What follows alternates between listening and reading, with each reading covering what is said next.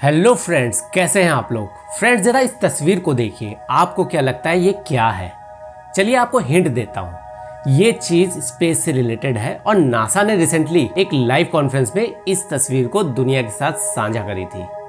दोस्तों, इस फोटो में जो स्पेसिमेन दिख रहा है वो नासा के एक स्पेसक्राफ्ट ने 4 बिलियन माइल्स और 7 साल तक ट्रेवल करने के बाद अर्थ पे लेकर आया है। दोस्तों, ये स्पेसिमेन है एस्ट्रॉयड बेन्यू का। Osiris Rex first American mission था जिसमें एक एस्ट्रॉयड से सैंपल्स कलेक्ट किया गया हो। ऐसा नहीं है कि इससे पहले कभी कोई एस्ट्रॉयड से सैंपल नहीं कलेक्ट किया गया हो। इनफैक्ट जापान ने इटोकावा और ryugu एस्ट्रोनॉइड से सैंपल्स काफी पहले ही कलेक्ट कर लिए थे। एस्ट्रॉयड बेन्यू से सैंपल्स कलेक्ट करने के बाद स्पेसक्राफ्ट अर्थ के पास दोबारा लगभग 7 साल बाद पहुंचता है। क्योंकि स्पेसक्राफ्ट का मिशन अभी कंप्लीट नहीं हुआ था, उसे एक और एस्ट्रॉइड को एक्सप्लोर करने जाना था। इसीलिए स्पेसक्राफ्ट बिना अर्थ पे लैंड किए सैंपल को एक कैप्सूल में बंद करके अर्थ पे ड्रॉप कर देता है, जो पैराशूट की मदद से यूटा डेजर्ट में लैंड करता है। वहां से इस कंटेनर को NASA Johnson space centre Houston transfer किया जाता है। दोस्तों, प्लैनेट से सैंपल ना कलेक्ट करके नासा एस्ट्रॉइड से सैंपल्स क्यों कलेक्ट कर रहा है, और कर भी रहा है, तो इसमें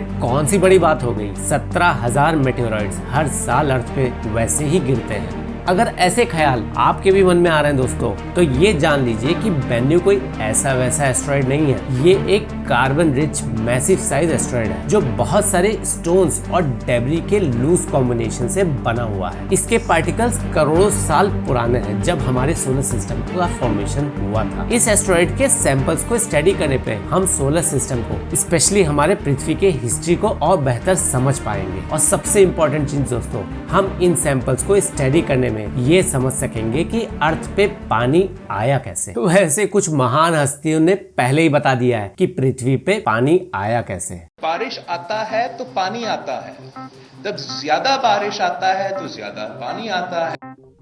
इस मिशन के थ्रू बेन्यू एस्ट्रॉइड के यारकोव्स्की इफेक्ट को भी स्टडी किया जाएगा। सिंपल शब्दों में यारकोव्स्की इफेक्ट थर्मल साइकिल्स की वजह से लगने वाले फोर्स को कहते हैं, जो एस्ट्रॉइड के डायरेक्शन को स्लाइटली चेंज कर देता है। ओसाइरिस रेक्स नासा के न्यू फ्रंटियर प्रोग्राम का प्लानिटरी साइंस मिशन है। 2006 के न्यू होराइजन्स और 2011 के जूनो मिशन के बाद ये 3rd मेजर मिशन है। ओसाइरिस रेक्स मिशन को 8 सितंबर 2016 को लॉन्च किया गया था। 3 दिसंबर 2018 को ये स्पेसक्राफ्ट बेन्यू के पास पहुंचा और उसके सरफेस की डिटेल मैपिंग करता है। बेन्यू पे सेफ लैंडिंग साइट सर्च करना इस मिशन का सबसे बड़ा चैलेंज था, क्योंकि इसका सरफेस एक्सट्रीमली रॉकी और खतरनाक बोल्डर से बना हुआ है। इसीलिए ये चैलेंज इतना बड़ा था कि टीम को लगभग 2 साल लग गए बेन्यू के सरफेस को टच डाउन करने में। मिशन का मेन ऑब्जेक्टिव था एस्ट्रॉइड बेन्यू के सरफेस से मिनिमम 60 ग्राम सैंपल्स कलेक्ट करना और इसे टच एंड गो या फिर टैग मैकेनिज्म से अकॉम्प्लिश करना था। अक्टूबर 2020 को स्पेसक्राफ्ट से एक रोबोटिक आर्म बाहर निकलता है। आइडिया ये था कि ये रोबोटिक आर्म एस्ट्रॉइड सरफेस को जैसे ही टच करेगा, एक नाइट्रोजन ब्लास्ट उसके पास किया जाएगा, जिससे ज्यादा से ज्यादा सरफेस मटेरियल फ्लाई करके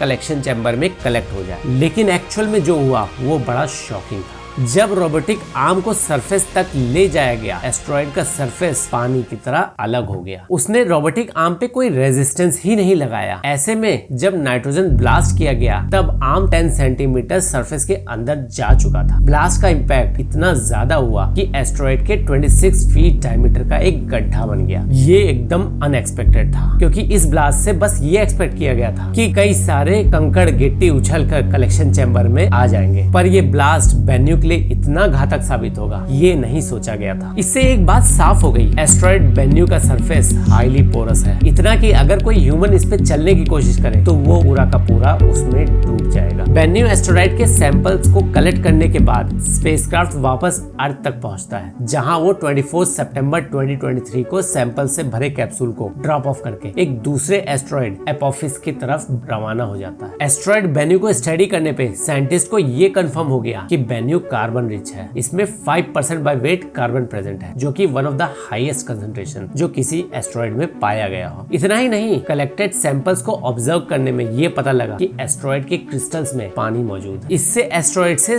अर्थ पे पानी आने का पॉसिबिलिटी एक रियलिटी मालूम पड़ती है। एस्ट्रॉइड के सैंपल्स को अभी और ऑब्जर्व करना है। अभी तो कलेक्शन चैम्बर का मेन चैम्बर को ओपन भी नहीं किया गया है। नासा इन सैंपल्स के पोर्शन दुनिया भर के साइंटिस्ट और स्पेस एजेंसीज के साथ शेयर करेगा। अब ये देखना इंटरेस्टिंग होगा कि एस्ट्रॉइड बेन्यू से रिलेटेड और क्या क्या नई चीजें पता चलती है। दोस्तों, एस्ट्रॉइड बेन्यू का एक्सपेरिमेंट से हमें पानी आने का सोर्स तो पता चला, लेकिन क्या आपको मालूम है billions of gallons of water हर साल हमारे अर्थ से लीक कर रहा है। ये कैसे हो रहा है, कहाँ हो रहा है और इसके कॉन्सिक्वेंसेस क्या होंगे, इसे समझने के लिए राइट वाले वीडियो पे क्लिक करिए। चैनल अगर सब्सक्राइब नहीं किया हो तो जरूर से सब्सक्राइब कर ले। मिलते हैं नेक्स्ट वीडियो में, तब तक के लिए